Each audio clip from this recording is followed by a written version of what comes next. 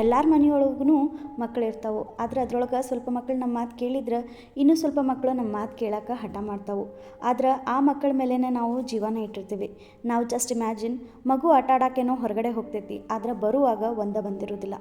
ಅದ್ರ ಜೊತೆಗೆ ಒಂದು ಬ್ಲ್ಯಾಕ್ ಎಂಟಿಟಿನೂ ಬಂದ್ರೆ ಮತ್ತು ಹೇಳಿದ್ರೆ ನಾನು ಇದನ್ನು ಕರ್ಕೊಂಡು ಹೋಗ್ತೀನಿ ಅಂತಂದು ಏನಾಗಬಹುದು ಅವಾಗಿನ ಪರಿಸ್ಥಿತಿ. ನೀವೀ ಕೇಳೋ ಕತೆ ನನ್ನ ಫ್ರೆಂಡ್ ಒಬ್ಬರ ಜೊತೆಗೆ ನಡೆದಿದ್ದ ರಿಯಲ್ ಇನ್ಸಿಡೆಂಟ್. ಹಾಯ್ ಹಲೋ ನಮಸ್ಕಾರ ರೀ. ನೀವು ನೋಡಕತ್ತೀರಿ fear tales Kannada. Fear has no boundaries. ಕತೆ ಇಷ್ಟ ಆದ್ರೆ ಲೈಕ್ ಶೇರ್ ಕಮೆಂಟ್ ಮಾಡಿರಿ. ಚಾನಲ್ನ ಸಬ್ಸ್ಕ್ರೈಬ್ ಮಾಡ್ಕೋರಿ. ಇನ್ನು ತಡ ಮಾಡೋದು ಬೇಡ, let's start the intro. Arjun basically Hassan ಹುಡುಗ. ಹಾಸನೊಳಗೆ BE ಎಲ್ಲ ಕಂಪ್ಲೀಟ್ ಮಾಡ್ಕೊಂಡು ಕೆಲ್ಸಕ್ಕಂತ 2018 ಬೆಂಗಳೂರಿಗೆ ಬಂದಿರ್ತಾನೆ. ಹಂಗೆ ಬಂದವಂಗೆ ಚಲೋ IT ಕಂಪನಿ ಒಳಗೆ ಒಂದು ಜಾಬ್ ಸಿಗ್ತೈತಿ. Job timing as usual 9 to 6. Monday to Friday job ಮಾಡೋ ಅರ್ಜುನ್ಗೆ ಸ್ಯಾಟರ್ಡೆ ಸಂಡೇ ಏನು ಮಾಡ್ಬೇಕಂತಂದು ದೊಡ್ಡ ತಲೆನೋವು ಆಗಿಬಿಟ್ಟಿರ್ತೈತಿ. ಹಿಂಗಿರುವಾಗ ಮನೆಯವ್ರ ಜೊತೆ ಒಂದಿನ ಮಾತಾಡುವಾಗ ಅರ್ಜುನ್ ಹೇಳ್ತಾನೆ, ಸ್ಯಾಟರ್ಡೆ ಸಂಡೇ ಫುಲ್ ಬೇಸರ ಆಗ್ತಿತ್ವಾ, ಏನು ಮಾಡ್ಬೇಕಂತ ಗೊತ್ತಾಗ್ವಲ್ದು. ಆವಾಗ ಅವ್ರ ಮಮ್ಮಿ ಹೇಳ್ತಾರೆ, ಸ್ಯಾಟರ್ಡೆ ಸಂಡೇ ಬೇಸರ ಆಗ್ತಿತ್ತಂದ್ರೆ ಅಲ್ಲೇ 1 hour ಡಿಸ್ಟೆನ್ಸ್ನಾಗ ನಿಮ್ಮ ಆಂಟಿ ಮನೆ ಐತಿ, ಅಲ್ಲೇ ಹೋಗು. ಅವ್ರ ಮನೆಯೊಳಗೆ ಭಾಳ ಮಕ್ಳು ಅದಾವು, ನಿನಗೆ ಚಲೋ ಟೈಮ್ ಸ್ಪೆಂಡ್ ಆಗ್ತೈತಿ ಅಂತ. ಅರ್ಜುನ್ ತಾಯಿ ಅವ್ರು ಹೇಳ್ದಂಗೆ ನೆಕ್ಸ್ಟ್ ಸ್ಯಾಟರ್ಡೆ ಸಂಡೇ ಅರ್ಜುನ್ ಅವ್ರ ಆಂಟಿ ಮನೆಗೆ ಹೋಗ್ತಾನೆ. ಅರ್ಜುನ್ ಆಂಟಿ ಮನೆಯೊಳಗೆ ಆಂಟಿ ಹಸ್ಬೆಂಡ್ದ ಡೆತ್ ಆಗಿರ್ತೈತಿ ಮತ್ತು ಆಂಟಿ ಅವ್ರಿಗೆ 4 ಜನ ಮಕ್ಕಳು ಇರ್ತಾರೆ. ಫಸ್ಟ್ ಮಗಳು ರೋಹಿಣಿ 16 ವರ್ಷ, ಎರಡನೇ ಮಗಳು ಅಕ್ಷತಾ 12 ವರ್ಷ ಮತ್ತು ರೋಹಿತ್ ರೋಹನ್ ಇಬ್ಬರು ಟ್ವಿನ್ಸ್ ಆಗಿರ್ತಾರೆ ಮತ್ತು ಅವ್ರಿಗೆ ಏಜ್ ಬಂದ 8 years ಇರ್ತೈತಿ. ಅರ್ಜುನ್ ಅವ್ರ ಆಂಟಿ ಮನೆಗೆ ಹೋದ ಕೂಡಲೇನ ಮನೆಯವರೆಲ್ಲನೂ ಭಾಳ ಹಚ್ಕೋತಾರೆ ಮತ್ತು ಅವನ ಜೊತೆ ಟೈಮ್ನು ಸ್ಪೆಂಡ್ ಮಾಡ್ತಾರೆ. ಹೀಗಾಗಿ ಅರ್ಜುನಾಗ ಸ್ಯಾಟರ್ಡೆ ಸಂಡೇ ನಾ ಏನು ಮಾಡಲಿ ಅನ್ನೋ ಬೇಸರ ಹೋಗಿಬಿಡ್ತೈತಿ. ಅರ್ಜುನಿಗೆ ಇಷ್ಟ ಆಗಿದ್ದಂಥ ಎಲ್ಲ ಅಡುಗೆನೂ ಅವ್ರ ಆಂಟಿ ಮಾಡಿ ಬಡಿಸ್ತಿರ್ತಾರೆ ಮತ್ತು ಸ್ವಂತ ತಂಗಿಯಾರ್ಗಿಂತನೂ ಹೆಚ್ಚಿಗೆ ಪ್ರೀತಿನ ಅರ್ಜುನ್ ಅವ್ರ ಆಂಟಿ ಮಕ್ಕಳು ಮಾಡ್ತಿರ್ತಾರೆ. ಇನ್ನು ರೋಹಿತ್ ಮತ್ತು ರೋಹನ್ ಇಬ್ಬರು ಭಾಳ ಸಣ್ಣವರಾಗಿರೋದ್ರಿಂತ ಅವ್ರ ಜೊತೆಗೆ ಟೈಮ್ ಹೋಗಿದ್ದನ್ನು ಅರ್ಜುನಿಗೆ ಗೊತ್ತಾಗ್ತಾ ಇರೋದಿಲ್ಲ. ಟೈಮ್ ಹಿಂಗೆ ಕಳೀತೈತಿ. Every week Monday to Friday job ಮಾಡೋದು ಮತ್ತು ವೀಕೆಂಡ್ ಒಳಗೆ ಆಂಟಿ ಮನೆಗೆ ಹೋಗೋದು, ಅಲ್ಲೇ ಊಟ ನಿದ್ದೆ ಎಲ್ಲ ಆಗೋದು, ಇದು ಅರ್ಜುನ್ ರೂಟೀನ್ ಆಗಿಬಿಟ್ಟಿರ್ತೈತಿ. ಹಿಂಗೆ ಟೈಮ್ ಹೋಗ್ತಿರ್ತೈತಿ. ಒನ್ ಡೇ ಅರ್ಜುನ್ ಫೇಸ್ ಮೇಲೆ ರ್ಯಾಷಸ್ ಆಗ್ತಾವೆ. ಆ ರ್ಯಾಷಸ್ ದಿನದಿಂದ ದಿನಕ್ಕೆ ಹೆಚ್ಚು ಹಾಕೋತನ ಹೋಗ್ತಿರ್ತಾವೆ. ಹೋಮ್ ರೆಮಿಡೀಸ್ ಎಲ್ಲ ಟ್ರೈ ಮಾಡಿ ಯಾವುದೂ ರಿಸಲ್ಟ್ ಬರಲಾರ್ದಾಗ ಅರ್ಜುನ್ ಸ್ಕಿನ್ ಸ್ಪೆಷಲಿಸ್ಟ್ ಕಡೆ ಹೋಗ್ತಾನೆ. ಸ್ಕಿನ್ ಸ್ಪೆಷಲಿಸ್ಟ್ ಎಷ್ಟೋ ಟ್ಯಾಬ್ಲೆಟ್ ಮತ್ತು ಕ್ರೀಮ್ ಬರೆದು ಕೊಟ್ರು ಅವನಿಗೆ ಆ ಇರಿಟೇಷನ್ ಕಡಿಮೆ ಆಗೋದನ ಇಲ್ಲ. ಇನ್ ಬಿಟ್ವೀನ್ ಅರ್ಜುನ್ ಅವ್ರ ಆಂಟಿ ಅರ್ಜುನಿಗೆ ಕಾಲ್ ಮಾಡ್ತಾರೆ, ಯಾಕಪ್ಪ ಇಷ್ಟು ದಿವಸದಿಂದ ಮನೆಗೆ ಬಂದಿಲ್ಲಲ್ಲ ಅಂತಲೂ ಕೇಳ್ತಾರೆ. ಆಗ ಅರ್ಜುನ ತನಗಾಗಿರೋ ಸ್ಕಿನ್ ಅಲರ್ಜಿ ಬಗ್ಗೆ ಹೇಳ್ತಾನೆ. ಆವಾಗ ಅರ್ಜುನ್ ಅವ್ರ ಆಂಟಿ ಅರ್ಜುನ್ಗೆ ಹೇಳ್ತಾರೆ, ನೀನು ಇಲ್ಲೇ ಬಾಪ, ನಮ್ಮ ಮನೆ ಕಡೆನ ಒಬ್ಬರು ಸ್ಕಿನ್ ಸ್ಪೆಷಲಿಸ್ಟ್ ಅದಾರ, ನಾವು ಅವ್ರ ಕಡೆನ ತೋರ್ಸೋಣ ಅಂತಂದ. ಆಗ ಅರ್ಜುನ್ ಬರ್ತೇನಂತನೂ ಒಪ್ಕೋತಾನೆ. ನೆಕ್ಸ್ಟ್ ವೀಕೆಂಡ್ ಅರ್ಜುನ್ ಅವ್ರ ಆಂಟಿ ಮನೆಗೆ ಹೋಗ್ತಾನೆ ಮತ್ತು ಅವ್ರ ಮನೆಯಿಂದ ಹಾಸ್ಪಿಟ್ಲಿಗೆ ಅವ್ರ ಆಂಟಿ ಅರ್ಜುನ್ ಕರ್ಕೊಂಡು ಹೋಗ್ತಾರೆ. ಅಲ್ಲಿ ಡಾಕ್ಟರ್ ನೋಡಿ ಬೇರೆ ಟ್ಯಾಬ್ಲೆಟ್ ಮತ್ತು ಕ್ರೀಮ್ನ ಬರೆದು ಕೊಡ್ತಾರೆ ಮತ್ತು ವಿತಿನ್ ಸಮ್ ವೀಕ್ನಾಗ ಅಲರ್ಜಿ ಹೋಗ್ತೈತಂತನೂ ಸಮಾಧಾನ ಮಾಡ್ತಾರೆ. ಹಾಸ್ಪಿಟ್ಲಿಂದ ಸೀದಾ ಅರ್ಜುನ್ ಮತ್ತು ಅರ್ಜುನ್ ಅವ್ರ ಆಂಟಿ ಮನೆಗೆ ಬರ್ತಾರೆ. ಬಂದವರ ಸ್ವಲ್ಪ ಹೊತ್ತು ರೆಸ್ಟ್ ಮಾಡಿ ಮಕ್ಕಳ ಜೊತೆ ಆಟಾಡ್ತಾನೆ ಅರ್ಜುನ್. ಒಂದು ಸ್ವಲ್ಪ ಹೊತ್ತು ಬಿಟ್ಟು ಅರ್ಜುನ್ ಅವ್ರ ಆಂಟಿ ಅರ್ಜುನ್ಗೆ ತಮ್ಮ ಕಡೆ ಕರೀತಾರೆ ಮತ್ತು ಅರ್ಜುನ್ಗೆ ಹೇಳ್ತಾರೆ, ನಿನ್ನಿಂದ ಒಂದು ಹೆಲ್ಪ್ ಆಗ್ಬೇಕಪ್ಪ ನನಗಂತ. ಆಗ ಅರ್ಜುನ್ ಹೇಳ್ತಾನೆ, ಹೆಲ್ಪ್ ಅಂತೂ ಯಾಕಂತೀರಿ ಆಂಟಿ, ನಾನು ನಿಮ್ಮ ಮಗ ಅದೇನಿ, ಹೇಳ್ರಿ ಏನಾಗಬೇಕಂತ. ಆಗ ಅರ್ಜುನ್ ಅವ್ರ ಆಂಟಿ, ನಾನು ಮಂಡೇ ಅರ್ಜೆಂಟ್ ಕೆಲಸದ ಮೇಲೆ ಬೇರೆ ಊರಿಗೆ ಹೋಗಬೇಕಾಗೈತಿ, ನಿನ್ನ ಕೆಲಸ ಮುಗಿಸಿ ಇಲ್ಲೇ ಬಂದಿರ ಮತ್ತು ಇಲ್ಲಿಂದ ಆಫೀಸ್ಗೆ ಹೋಗಿ ಬಂದು ಮಾಡು ಅಂತ ಹೇಳ್ತಾರೆ. ನಾನು ಊರೊಳಗೆ ಇರಲಾರ್ದಾಗ ಮಕ್ಕಳನ್ನ ಮನಿನ ನೋಡ್ಕೊ ಅಂತ ಹೇಳ್ತಾರೆ.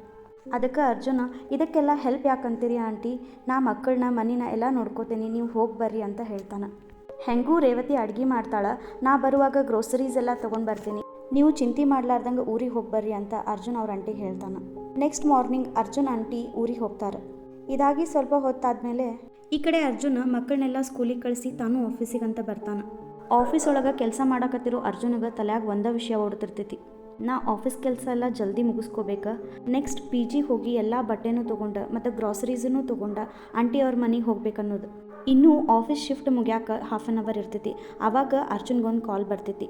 ಕಾಲ್ ಯಾರ್ದಂತ ಪಿಕ್ ಮಾಡಿ ನೋಡಿದಾಗ ಆಂಟಿ ದೊಡ್ಡ ಮಗಳ ರೋಹಿಣಿದಾಗಿರ್ತೈತಿ. ರೋಹಿಣಿ ಪ್ಯಾನಿಕ್ ಆಗಿ ಅರ್ಜುನ್ಗೆ, ಯಾಕೋ ಅಕ್ಷತಾ ಭಾಳ ಸ್ಟ್ರೇಂಜಾಗಿ ಬಿಹೇವ್ ಮಾಡಕತ್ತಾಳಂತ ಹೇಳ್ತಾಳೆ. ನೀವು ಎಷ್ಟು ಜಲ್ದಿ ಆಗ್ತೈತಿ ಅಷ್ಟು ಜಲ್ದಿ ಮನೆಗೆ ಬರ್ರಿ ಅಂತಲೂ ಹೇಳ್ತಾಳೆ.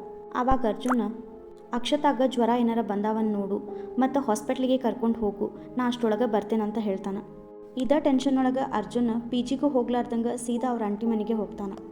ಹೋಗೋ ದಾರಿಯೊಳಗೆಲ್ಲ ಅರ್ಜುನ್ಗೆ ಒಂದೇ ತಲೆಯೊಳಗೆ ಓಡ್ತಿರ್ತೈತಿ, ನಾ ಆಂಟಿ ಮನೆಗೆ ಜಲ್ದಿ ಹೋಗ್ಬೇಕು ಮತ್ತು ಹೋದ ಕೂಡಲೇ ಅಕ್ಷತಾನ ಹಾಸ್ಪಿಟ್ಲಿಗೆ ಕರ್ಕೊಂಡು ಹೋಗ್ಬೇಕಂತ. ಇಷ್ಟೊಳಗನ ಆಂಟಿ ಮನೆ ಬರ್ತೈತಿ. ಮನೆಯೊಳಗೆ ಅಕ್ಷತಾಗ ಏನಾಗಿರ್ಬೋದು ಅಂತ ಹೆದರ್ಕೋತಾನ ಅರ್ಜುನ್ ಮನೆ ಒಳಗೆ ಬರ್ತಾನೆ. ಬಂದವನಿಗೇನೋ ಫುಲ್ ಶಾಕ್ ಆಗ್ತೈತಿ, ಯಾಕಂದ್ರೆ ಅಕ್ಷತಾ ಹೆದರಿಕೆ ಬರುವಂಗೆ ಚೀರಾಡ್ತಿರ್ತಾಳೆ. 4 ಮಂದಿ ಆಕಿನ ಹಿಡ್ಕೊಂಡ್ರೂ ಆಕೆ ಕಂಟ್ರೋಲ್ ಆಗತ್ತಿರಲಿಲ್ಲ. ಅವರಿಗೆ ಕೆಟ್ಟ ಕೆಟ್ಟ ಪದಗಳೊಳಗೆ ಬೈಯೋದು ಮಾಡ್ತಿರ್ತಾಳೆ. ಮತ್ತು ಅಕ್ಷತಾ ಜೋರಾಗಿ ಚೀರ್ತಿರ್ತಾಳೆ, ಹೇಳ್ತಾಳೆ ನಾ ಈಕಿನ ಬಿಡಂಗಿಲ್ಲ, ನಾ ಈಕಿನ ನನ್ನ ಜೊತೆ ಕರ್ಕೊಂಡು ಹೋಗ್ತೇನೆ ಅಂತ. ಮತ್ತು ಇಲ್ಲಿ ನಾನು ನಿಮ್ಗೊಂದು ವಿಷಯ ಹೇಳ್ಬೇಕು, ಅದೇನಂದ್ರೆ ಅರ್ಜುನ ಸ್ವಾಮಿ ಹನುಮಂತನ ಭಾಳ ನಂಬಿ ನಡ್ಕೋತಿರ್ತಾನೆ. ಅಕ್ಷತಾ ಮಾಡಾಕತ್ತಿದ್ದನ್ನೆಲ್ಲ ನೋಡಿ ಅರ್ಜುನ್ ಆಕಿ ಮೈ ಮೇಲೆ ಏನಾದರೂ ದೆವ್ವ ಬಂದೈತೇನೋ ಅಂತ ಹನುಮಾನ್ ಚಾಲೀಸ ಹೇಳಕ್ಕೆ ಸ್ಟಾರ್ಟ್ ಮಾಡ್ತಾನೆ. ಹನುಮಾನ್ ಚಾಲೀಸ ಕೇಳಿಸ್ಕೊಂಡು ಅಕ್ಷತಾ ಒಳಗಿರೋ ಇವಿಲ್ ಸ್ಪಿರಿಟ ಶಾಂತಾಗಿ ಅಕ್ಷತಾ ಪ್ರಜ್ಞೆ ತಪ್ಪಿ ಬೀಳ್ತಾಳೆ. ಇದಾದ ಕೂಡಲೇ ಅರ್ಜುನ್ ಅವ್ರ ಅಂಟಿಗೆ ಕಾಲ್ ಮಾಡ್ತಾನೆ. ಮನೆ ಒಳಗೆ ಆಗಿದ್ದಂತಹ ಎಲ್ಲ ಇನ್ಸಿಡೆಂಟ್ನು ಅರ್ಜುನ್ ಅವ್ರ ಅಂಟಿ ಮುಂದೆ ಹೇಳ್ತಾನೆ. ಆಗ ಅರ್ಜುನ್ ಅಂಟಿ ನಾ ಇರೋ ಜಾಗ ಸದ್ಯಕ್ಕೆ ಬಿಟ್ರು ನಾ ಅಲ್ಲಿಗೆ ಬರೋದು 2 ದಿವಸ ಆಗ್ತೈತೆ ಅಂತ ಹೇಳ್ತಾರೆ. ತಡ ಮಾಡ್ಲಾರ್ದಂಗೆ ನೀವು ಅಕ್ಷತಾನ ಯಾವುದಾದ್ರೂ ಹಾಸ್ಪಿಟ್ಲಿಗೆ ಸೇರಿಸ್ರಿ ಅಂತಲೂ ಹೇಳ್ತಾರೆ. ಆಂಟಿ ಹೇಳಿದ ಮಾತಿನಂಗೆ ಅರ್ಜುನ್ ಅಕ್ಷತಾನ ಹಾಸ್ಪಿಟ್ಲಿಗೆ ಕರ್ಕೊಂಡು ಹೋಗ್ತಾನೆ. ಹಾಸ್ಪಿಟ್ಲಿಗೆ ಹೋದಿಂದಂತೂ ಅಕ್ಷತಾ ವಿಚಿತ್ರ ಆಡಕ್ಕೆ ಚಾಲೂ ಮಾಡ್ತಾಳೆ. ಹಾಸ್ಪಿಟ್ಲ್ ಒಳಗೆ ಗಾಡಿ ಮೇಲೆ ಏರೋದು ಮತ್ತು ತನ್ನ ಮುಖ ತಾನ ಚೂರ್ಕೊಳಕ್ಕೆ ಸ್ಟಾರ್ಟ್ ಮಾಡ್ತಾಳೆ. ಹಾಸ್ಪಿಟ್ಲ್ ಒಳಗೆ ಒಬ್ಬರು ವಯಸ್ಸಾದ ನರ್ಸ್ ಇರ್ತಾರೆ. ಈ ಹುಡುಗಿಗೆ ಹಾಸ್ಪಿಟ್ಲಿಗೆ ಯಾಕೆ ಕರ್ಕೊಂಬಂದು, ಈಕಿ ಮೈ ಮೇಲೆ ದೆವ್ವ ಐತಿ ಅಂತ ಹೇಳ್ತಾರೆ. ತಡ ಮಾಡ್ಲಾರ್ದಂಗೆ ಈ ಹುಡುಗಿನ ಕರ್ಕೊಂಡು ಊರೊಳಗಿರೋ ಬಂಡೆ ಕಾಳಮ್ಮನ ಗುಡಿಗೆ ಹೋಗಂತ ಹೇಳ್ತಾರೆ. ಅಕಸ್ಮಾತ್ ತಡ ಮಾಡ್ಕೋತ ಕುಂತ್ರೆ ಈ ಹುಡುಗಿ ಜೀವನೂ ಹೋಗ್ತೈತಂತನೂ ಹೇಳ್ತಾರೆ. ಇದನ್ನೆಲ್ಲ ನೋಡಿದ ಅರ್ಜುನಿಗೆ ಆಲ್ಮೋಸ್ಟ್ ತನ್ನ ಕೈಕಾಲು ಕಳ್ಕೊಂಡಂಗೆ ಆಗಿರ್ತೈತಿ. ಇಷ್ಟೆಲ್ಲ ಕೇಳಿದ್ಮೇಲೆ ಅರ್ಜುನ್ 1 ನಿಮಿಷನೂ ವೇಸ್ಟ್ ಮಾಡಂಗಿಲ್ಲ. ಅಕ್ಷತಾನ ಕೈ ಕಾಲೆಲ್ಲ ಕಟ್ ಹಾಕಿ ಗುಡಿಗೆ ಕರ್ಕೊಂಡು ಹೋಗ್ತಾನೆ. ಗುಡಿಗೆ ಹೋಗೋ ದಾರಿ ಒಳಗೆ ಅಕ್ಷತಾ ಭಾಳ ಕೆಟ್ಟ ಪದಗಳನ್ನು ಯೂಸ್ ಮಾಡ್ತಿರ್ತಾಳೆ. ಒನ್ ಪಾಯಿಂಟ್ ಆಫ್ ಟೈಮ್ ತನ್ನ ಕೈ ಕಾಲಿಗೆ ಕಟ್ಟಿದ ಎಲ್ಲ ಹಗ್ಗನೂ ಬಿಚ್ಕೊಂಡ ಅರ್ಜುನ್ ಕುತ್ಕಿ ಹಿಚ್ಕಾಕ ಸ್ಟಾರ್ಟ್ ಮಾಡ್ತಾಳೆ. ಇಷ್ಟೆಲ್ಲ ಆದ್ರೂ ಅರ್ಜುನ್ ಧೈರ್ಯ ಗೆಡುವುದಿಲ್ಲ. ಹನುಮಾನ್ ಚಾಲೀಸ ಹೇಳ್ಕೋತಾನ ಮತ್ತೆ ಒಮ್ಮೆ ಅಕ್ಷತಾನ ಕೈ ಕಾಲೆಲ್ಲ ಕಟ್ ಹಾಕಿ ದೇವಿ ಗುಡಿಗೆ ಕರ್ಕೊಂಡು ಹೋಗೇ ಬಿಡ್ತಾನೆ. ಬಂಡೆ ಕಾಳಮ್ಮನ ಗುಡಿಗೆ ಕರ್ಕೊಂಡು ಹೋದ ಕೂಡ್ಲೇನ ಅಲ್ಲಿರೋ ಪಂಡಿತರ ಅಂಗಾರ ವಿಭೂತಿ ಎಲ್ಲ ಹಚ್ಚಿ ನೀ ಯಾರಂತ ಕೇಳ್ತಾರೆ. ಎಷ್ಟು ಕೇಳಿದ್ರು ಅಕ್ಷತಾ ಮೈ ಮೇಲಿರೋ ಆತ್ಮ ಮಾತಾಡೋದನ್ನ ಇಲ್ಲ.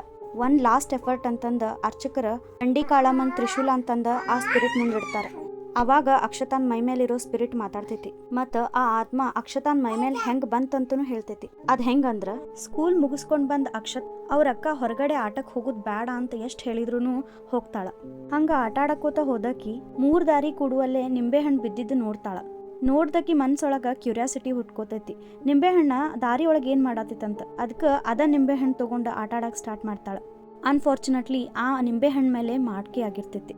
ಆ ಥರ ಮಾಡಿದ್ರಿಂತನ ಅಕ್ಷತಾನ್ ಮೈ ಮೇಲೆ ದೆವ್ವ ಬಂದಿರ್ತೈತಿ. ಆತ್ಮ ಇಷ್ಟೆಲ್ಲ ಹೇಳಿದ್ಮೇಲೆ ಬಂಡಿ ಕಾಳಮ್ಮನ ಗುಡಿ ಪೂಜಾರ ಅಕ್ಷತಾನ್ ಮೈ ಮೇಲೆ ಬಂದಿರೋ ಆತ್ಮನ ಓಡಿಸ್ತಾರ. ಈ ಘಟನೆ ಆಗಿ ಸುಮಾರು 7 ವರ್ಷ ಆಗಕ್ಕೆ ಬಂತ. ಅಕ್ಷತಾ ಸಂಜೆ ಆದ್ರೆ ಈಗೂ ಹೊರಗೆ ಹೋಗಂಗಿಲ್ಲ. ಮತ್ತು ಅವಾಗವಾಗ ಆಕಿ ಕಿವಿಯೊಳಗೆ ಯಾರೋ ಬಂದು ಕರೆದಂಗೆ ಚೀರ್ದಂಗೆ ಆಕಿಗೆ ಅನುಭವ ಆಗ್ತೈತಂತ. ಆ್ಯಂಡ್ ಇದಾಗಿತ್ರಿ ಅರ್ಜುನ್ ಮತ್ತು ಅಕ್ಷತಾ ಕತಿ ಇಷ್ಟ ಆದ್ರೆ ಲೈಕ್ ಶೇರ್ ಕಮೆಂಟ್ ಮಾಡಿರಿ. ಮತ್ತು ಏನಾದರೂ ನಿಮ್ಮ ಜೊತೆಗೂ ಈ ಥರ ಅನುಭವ ಆಗಿದ್ರೆ ನಮ್ಮ ಜೊತೆಗೆ ಶೇರ್ ಮಾಡಿರಿ. ಚಾನೆಲ್ನ ಮರಿಲಾರ್ದಂಗೆ ಸಬ್ಸ್ಕ್ರೈಬ್ ಮಾಡ್ಕೊರಿ. ಯಾಕಂದ್ರೆ ಇದೇ ತರಹದ ಮಿಸ್ಟ್ರಿ ಹಾರರ್ ಕತೆನ ನಾನು ನಿಮ್ಮ ಸಂಬಂಧ ತರ್ತಾ ಇರ್ತೀನಿ. Till then take care. See you all in the next video. Stay tune to Fear Bears Kannada. Fear has no boundaries.